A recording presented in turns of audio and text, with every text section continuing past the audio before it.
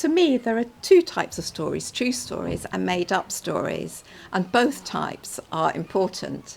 True stories help us to understand the world around us.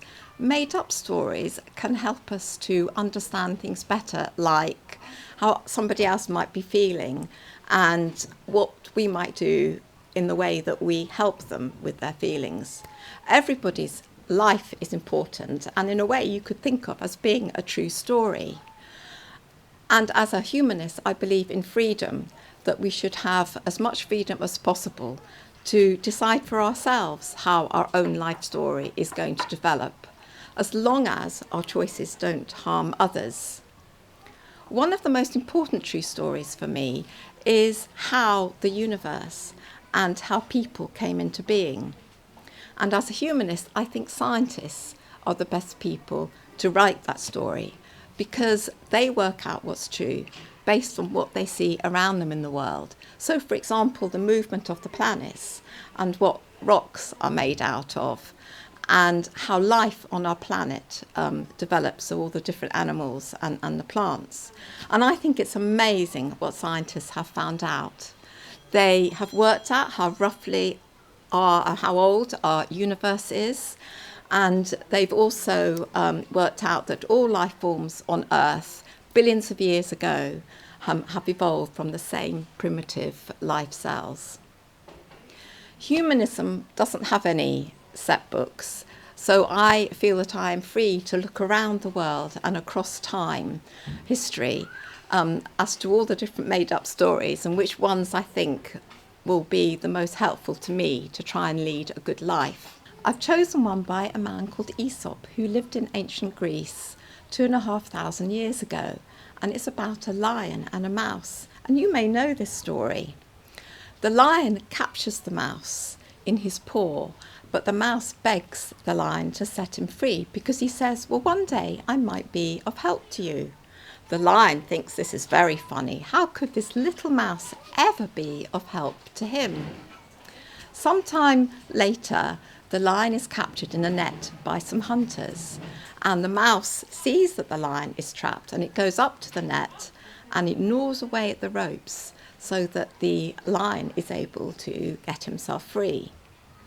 What I like about this story is that it shows the importance of kindness. Being kind to people, whoever they are, whether they're bigger or smaller, different from you, we are all special in our own way. And what it shows is that by being kind to people, they are much more likely to be kind to you and also to other people.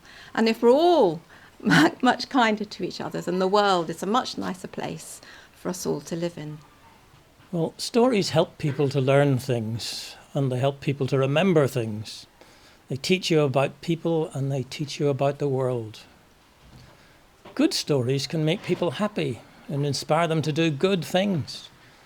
Some good stories are sad and make you want to help. That's a good thing too. When I was at primary school, I loved a story about a Dutch boy called Hans. In Holland, they have big walls called dikes to hold back the sea. And Hans saw a tiny hole in the dike with the sea just starting to trickle through. And he knew that the trickle could get bigger and bigger, and soon the sea would flood in. There was no one about, so Hans decided to stop the water with his finger. It got dark and still no one came. Hans's mummy thought he was staying at his grand's house. Hans stayed all night with his finger in the dike, and in the morning people found Hans lying unconscious, but with his finger still holding back the sea. They rescued Hans, and they fixed a hole in the dike, and Hans was a hero who had saved the country. I loved that story, and I wished I could be as brave as Hans and become a hero. This story tells us about the best in humans. Hans was scared and cold, but he thought of other people that he was saving. He was brave and he did not give up. Hans's story also reminds us that small problems can grow, so it's best to fix them when they're small. I think it's a good story, and it doesn't matter whether it's true. Humanists love stories that show people acting well.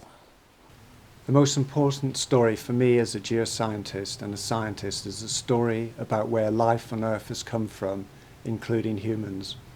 By studying the stars, scientists have worked out that the universe came into being at the Big Bang explosion 13.8 billion years ago. By studying the Earth's rocks underneath our feet, we've worked out the Earth is 4.6 billion years ago by looking at fossils like the ones I have in front of me here today. What this means is that all of us are made of stardust, and every one of us is unique.